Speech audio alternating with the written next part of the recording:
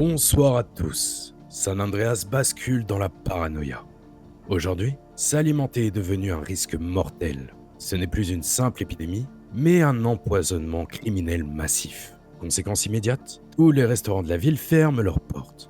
Le gouvernement tente de riposter avec une cantine d'urgence à l'observatoire, mais alors que les tests du SAMC s'éternisent, l'angoisse et la méfiance saturent la métropole. Soupçons de sabotage, mesures de survie et urgence médicale, nos équipes font le point sur cette crise sans précédent. Découvrez notre dossier spécial. San Andreas, une ville empoisonnée.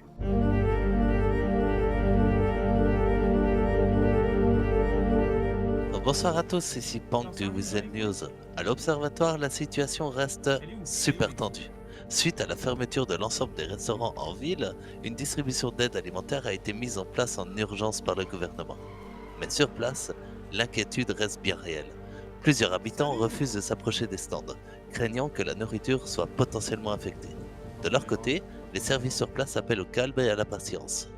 Le SAMC doit encore procéder à des vérifications sanitaires avant toute distribution. En attendant, la population reste dans le doute. Justement, écoutons un habitant venu chercher de la nourriture. On est comme tout le monde, touché par la situation, mais à la fois, ça va, on est bien pris par le gouvernement. Vous avez récupéré vos menus? Ouais, boissons, nourriture, en nombre de 4, donc 4 menus, ce qui nous suffit largement pour faire la journée, voire si on les met dans notre frigo pour demain. Et vu que ça vient de la part des OMS, on espère et on a confiance en eux pour que ça soit de la nourriture Saine pour nous. On est maintenant avec Solana, employée au Delight. Comment vivez-vous la fermeture du Delight et de tous les restaurants en ville? J'étais en train de travailler et d'un coup, ma patronne arrive en disant que le restaurant est fermé.